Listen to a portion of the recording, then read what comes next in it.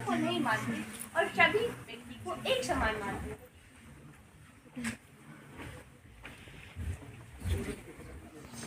पिताजी का दफ्तर है तो अच्छा। अरे ये पिताजी ने तंबाकू के 2 डब्बे क्यों कर रखे हैं? हिंदू मुसलमान कुछ अलग है क्या? मैं देखूं? नहीं। अच्छा देख लेता हूं।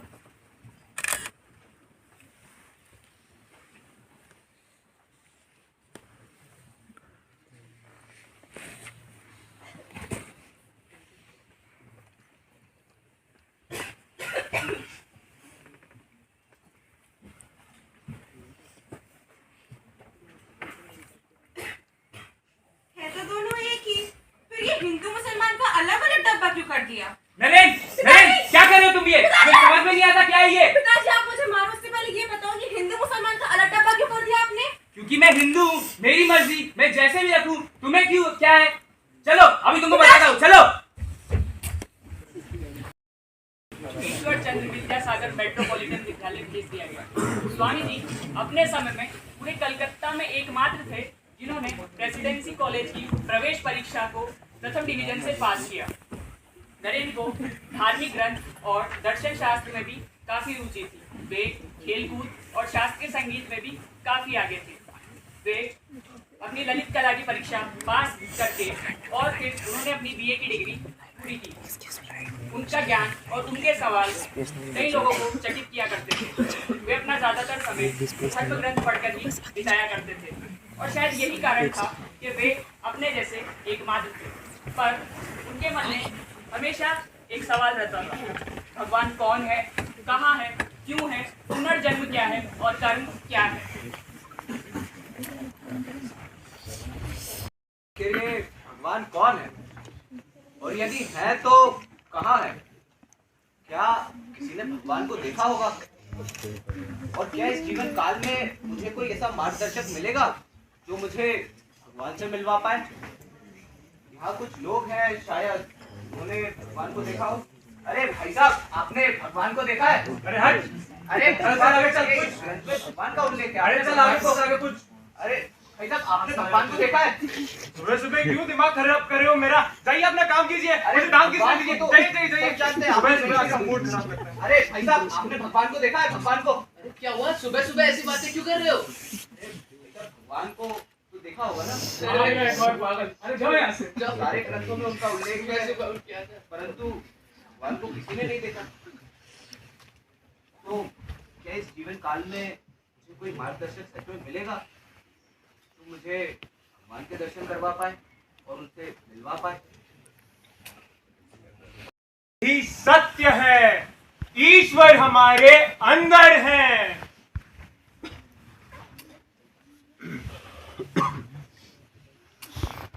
अरे स्वामी परमहंस, पुरुष है। हाँ भाई, मैंने भी सुना है उन्होंने भगवान को देखा है। उनके सपने में खुद देवी माँ आई थी।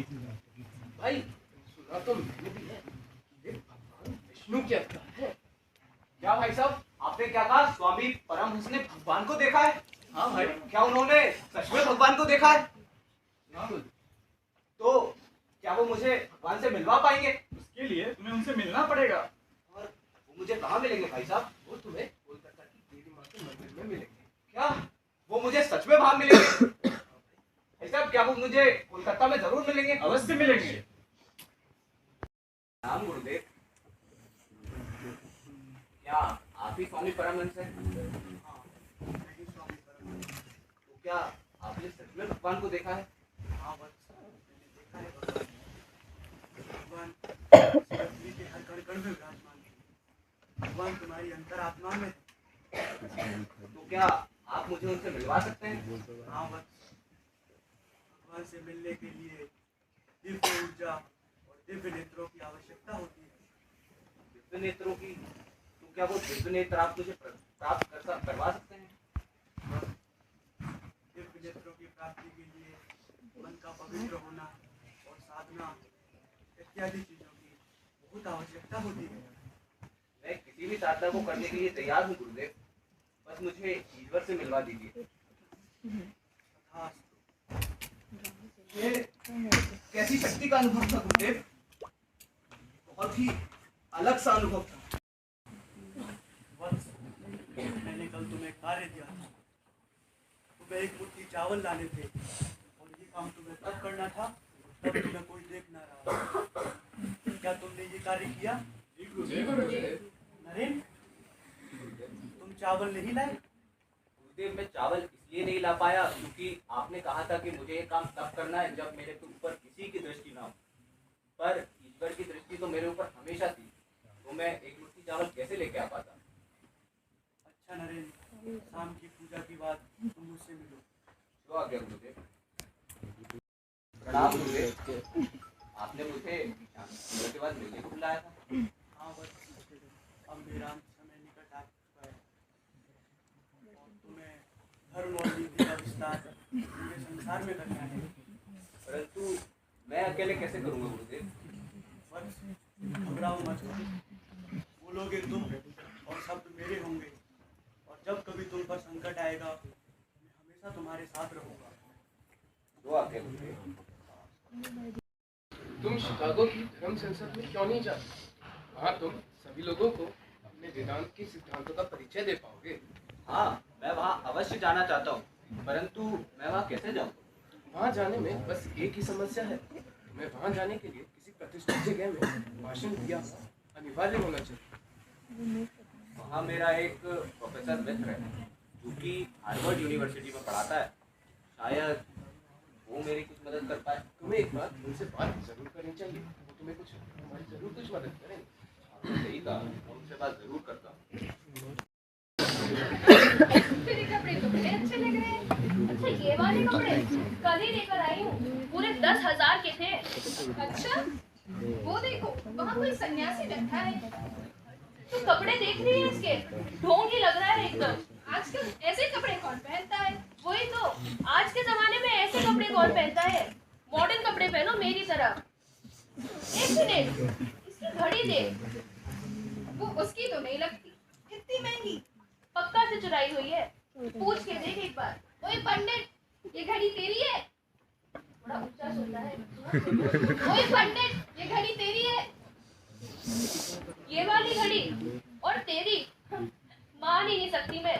पक्का से ये घड़ी तूने कहीं से चुराई हुई है। अब चुपचाप से ये घड़ी तो मुझे दे दे।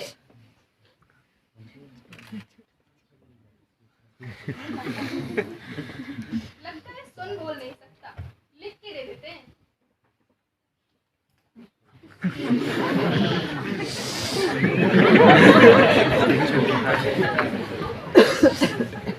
हाँ, अब आप पुलिस को बुला सकते हैं और इस पन्ने के लिए धन्यवाद।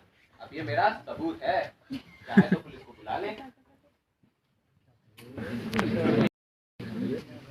अरे भाई साहब, ये तो आज का अखबार लगता है, क्या आप मुझे इसे पढ़ने के लिए दे सकते हैं? अरे ये अभी तो पूरा मैंने भी नहीं पढ़ा।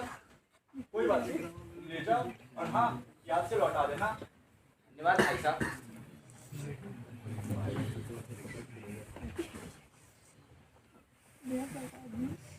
अरे अरे अरे, ये अखबार तो उड़ गया। भाई इतनी तेज है कि मैं इस अखबार को बचा ही नहीं पाया।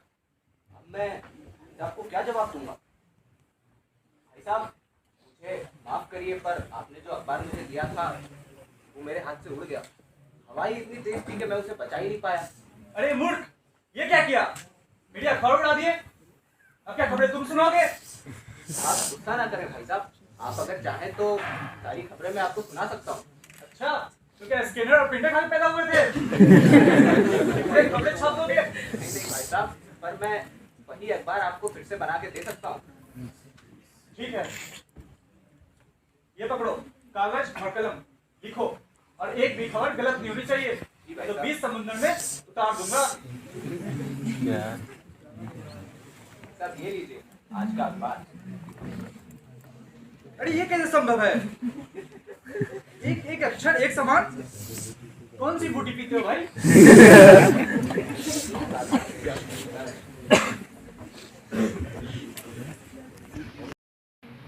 मानिए ये दो पोटलियां हैं। एक पोटली में है ढेर सारा पैसा। मानिए अगर ये आपको दे दिया जाए तो आप बन जाते हैं विश्व के सबसे अमीर इंसान। और ये रहा दूसरी पोटली, इसमें है ढेर सारा ज्ञान। और मानिए अगर ये आपको दे दिया जाए तो आप बन जाते हैं विश्व के सबसे बड़े ज्ञानी। अब ये सवाल जाता है विवेक को। विवेक, तुम क्या लेना चाहते हो? ये पोटली जिसमें है ढेर सारा पैसा और बन जाओ विश्व के सबसे बड़े अमीर, या ये पोटली जिसमें है ढेर सारा ज्ञान और बन जाओ विश्व का सबसे बड़ा ज्ञान? गुरुदेव, मैं धन वाली पोटली चुनूंगा। अरे बालक, अगर किसी भी व्यक्ति में थोड़ा सा भी ज्ञान हो तो वो जरूर ये ज्ञान वाला पोटली चुनता, क्योंकि यहाँ सबको पता है कि ज्ञान का वजन धन से कई गुना ज्यादा है। तुम्हारी क्या राय है? अब गुरुदेव, जो चीज जिसके पास कम होती है वो तो ही चुनता है। हमारी शिकागो समिट, जहाँ पूरी दुनिया के महानतम लोग आए, एक महान सभा, एक महान बदलाव के लिए, तो दिखना भी अच्छा चाहिए कि नहीं? तो हाँ, कल का ड्रेस कोड है सूट, पैंट और टाई। और हाँ, जो ये नहीं पहन के आया ना, उसे बाहर पिकवा दूंगा।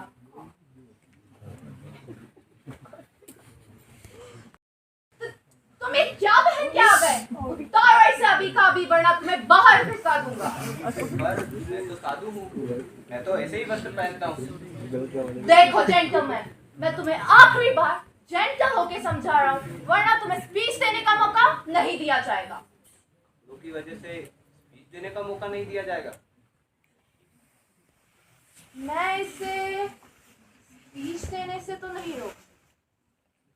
आइए, अगर मैं इसका नाम आखिरी से पहले से काट कर आखिरी पे कर दूँ तो? फिर देखता हूँ ये मूर्ख स्वामी 2 मिनट में कितना ही बोल देगा। ये हाय बोलेगा और टाइम में से बाय बोल देगा।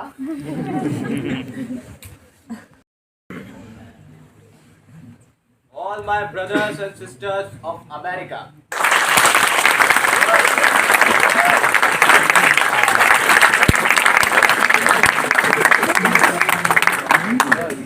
और ये तालियां 2.5 मिनट तक ऐसे ही बजती रही और स्वामी जी की ख्याति चारों ओर फैल गई। स्वामी जी ने सब लोगों की खूब वाहवाही की और इसी वाहवाही से जुड़ा है एक किस्सा जो हम प्रस्तुत करते हैं।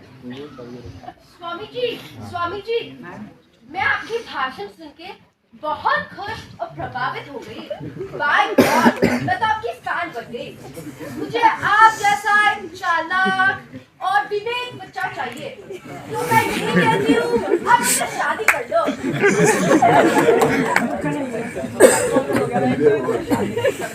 परंतु अगर आपकी इतनी इच्छा है कि आपका मेरे जैसा बेटा हो, तो आप मुझे ही अपना बेटा मान लीजिए।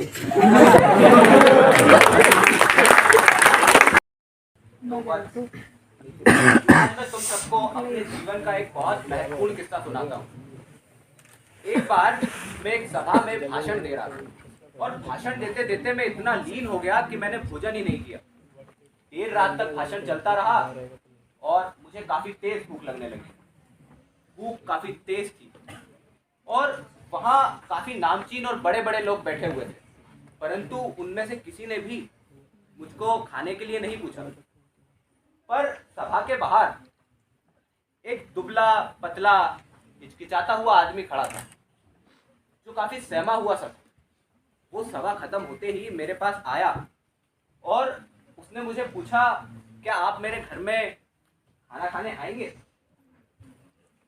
मैंने कहा हाँ, हम अवश्य आएंगे। शानदार भोजन करने के बाद मैंने उससे पूछ ही लिया कि तुम इतने सहमे हुए से, हिचकिचाए हुए क्यों खड़े थे? उसने बोला कि मैं एक नीच जाति से ताल्लुक रखता हूँ और वहाँ तो सब बड़ी जाति के लोग बैठे थे, तो अगर मैं वहाँ आता तो ठीक नहीं लगता, इसलिए मैं आपकी सभा में नहीं आ पाया। उस दिन मुझे अत्यंत दुख हुआ इस बात से कि समाज की इतनी गहरी बुराई, जात पात लोगों में कितने अंदर तक बैठ गई है। इंसानियत जैसे धर्म को छोड़ के लोग जात पात अभी तक मान रहे हैं और इतनी गहराई से मान रहे हैं कि कोई मेरी सभा में भी नहीं आ सकता। तो आज मैं तुम सबको यही बताना चाहता हूँ कि इंसानियत को अपना सबसे बड़ा धर्म माने और जात पात जैसे दुष्कर्म और अधर्म को फैलने से रोके। कैसे हो? मैं बिल्कुल ठीक हूँ। आप बताइए, आप कैसे हैं? मैं बिल्कुल भी ठीक नहीं हूँ। क्या ये क्या सुनने को मिल रहा है? आप वाकई में हम सबको छोड़कर जा रहे हैं? मेरी चेतना अब मेरे शरीर में नहीं समाती है। मैं अब इस अनंत ब्रह्मांड में अपनी चेतना को फैला देना चाहता हूँ। यही मेरी आखिरी इच्छा है और यही मेरा आखिरी धर्म होगा। तो इसलिए मुझे जाना होगा।